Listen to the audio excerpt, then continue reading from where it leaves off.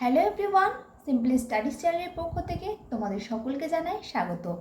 আজকের ক্লাসে আমাদের আলোচ্য বিষয় হলো পৃথিবীর ভূমিরূপ, যেটি কিনা খুবই একটি গুরুত্বপূর্ণ বিষয়। তো চলো তাহলে এবার শুরু করা যাক। আর তোমরা অবশ্যই ক্লাসটি মন দিয়ে শেষ অবধি দেখতে থাকো। গরমের ছুটিতে কিংবা পুজোর ছুটিতে তোমরা নিশ্চয়ই বাড়ির সকলের সাথে কোথাও না কোথাও বেড়াতে গেছো। কেউ গেছো পাহাড়ে, আবার কেউ গেছো সমুদ্রে।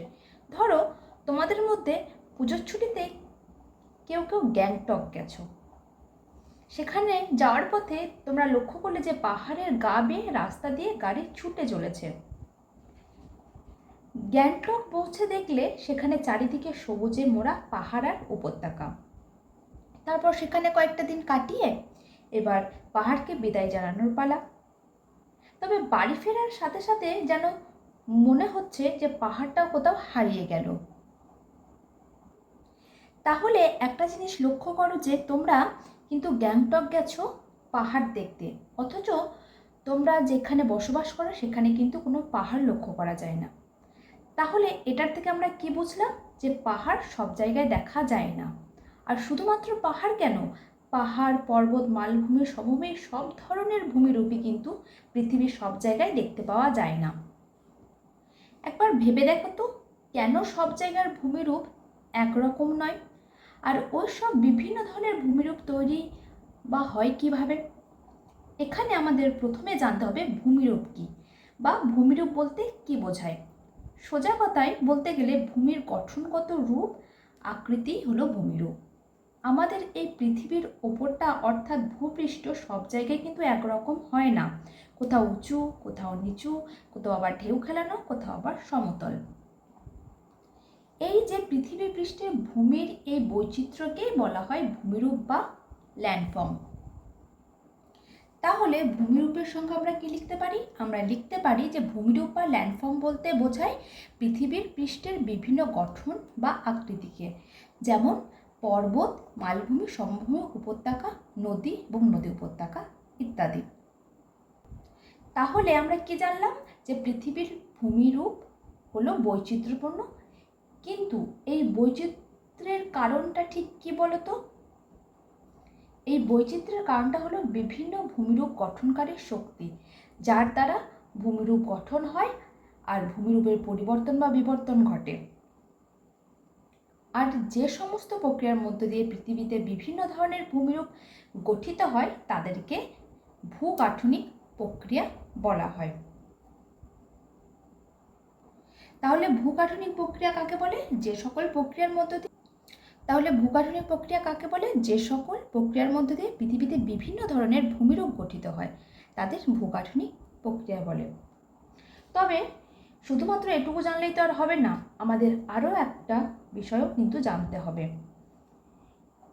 এই ভূগাঠনিক প্রক্রিয়া কিন্তু আবার দুটি ভাগ রয়েছে, যার মধ্যে প্রথমটি হলো বহির্জাত প্রক্রিয়া। এই বহির্জাত প্রক্রিয়া যার ক্ষেত্রে পৃথিবীর বাইরের শক্তি কাজ করে থাকে। বহির্জাত প্রক্রিয়ার নাম শুনেই বুঝতে পারছো এগুলি পৃথিবীর বাইরে ঘটছে, তাই এগুলো আমরা দেখতে পাবো, আবার অনুভবও কিন্তু করতে পারবো। এই বহির্জাত প্রক্রিয়া কিসের মাধ্যমে ঘটে বলো তো? পৃথিবীর বাইরে থাকা কিন্তু প্রাকৃতিক শক্তি, যেমন ধরো নদী, বায়ু, হিমাবাহ, সমুদ্র তরঙ্গ, এগুলির মাধ্যমে বহির্জাত প্রক্রিয়াটি ঘটে। এই সব প্রক্রিয়ার শক্তিগুলো বিভিন্নভাবে ভূমিরূপের ক্ষয় করে, যার ফলে ভূমিরূপ ক্ষয়ে গিয়ে ভূমিরূপের উচ্চতা আগের থেকে অনেকটাই কিন্তু কমে যায়, অর্থাৎ হ্রাস পায়। আবার কখনো কখনো সেই ক্ষয়জাত পর্বতগুলো সঞ্চয় হয়ে অন্য কোনো একটা নতুন ভূমিরূপের সৃষ্টি করে। আর এইভাবেই কিন্তু বহির্জাত প্রক্রিয়া ঘটে থাকে। এবার চলে আসি অন্তর্জাত প্রক্রিয়ায়, যার ক্ষেত্রে পৃথিবীর ভিতরকার শক্তি কাজ করে থাকে।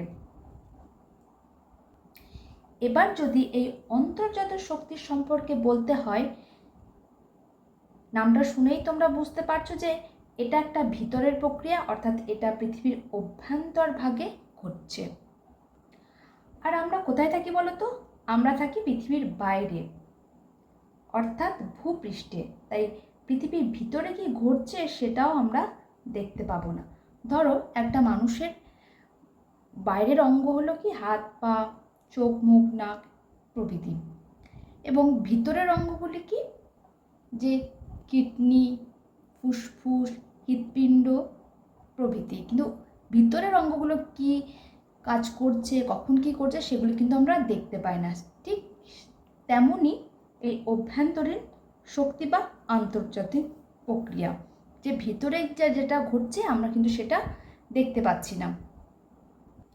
আচ্ছা, একটা জিনিস একটু ভেবে দেখো তো, তোমরা কি জানো আমরা যে মাটিতে দাঁড়িয়ে আছি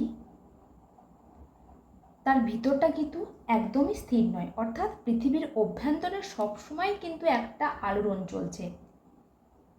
কেন আমি বললাম যে আলোড়ন চলছে? ধরো একটা চায়ের প্লেট হাত থেকে পড়ে ভেঙে গেল, ভেঙে যাওয়ার পরে কতগুলি টুকরো হয়ে যায়, ঠিক সেই রকমই ভূপৃষ্ঠ কতগুলি ছোট বড় প্লেট বা পাত দিয়ে তৈরি। আর আমাদের পৃথিবীতে যেসব মহাদেশ, মহাসাগরগুলি রয়েছে সেগুলি এই পাতগুলির উপরে কিন্তু অবস্থান করছে। এইবার তোমাদের মনে প্রশ্ন আসবে যে এই পাতগুলি তাহলে কিসের উপর রয়েছে?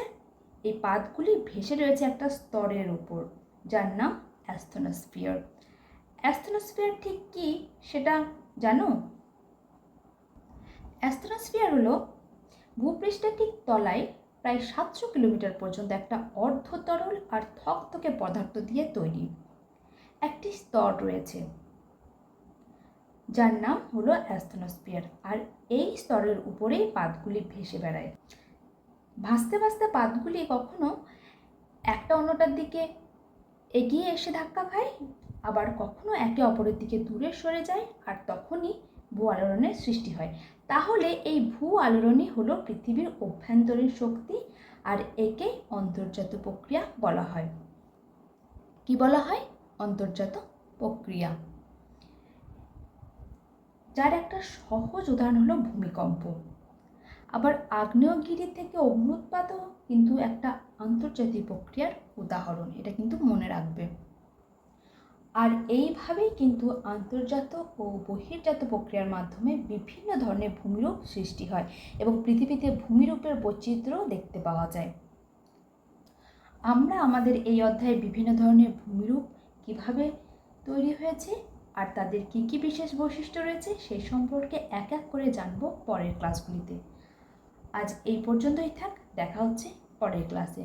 আর ক্লাসটি ভালো লাগলে অবশ্যই একটা লাইক করো, কমেন্টস করো, সবার সাথে শেয়ার করো, আর এই চ্যানেলের প্রথম হয়ে থাকলে চ্যানেলটি সাবস্ক্রাইব করো। তো দেখা হচ্ছে পরের ক্লাসে।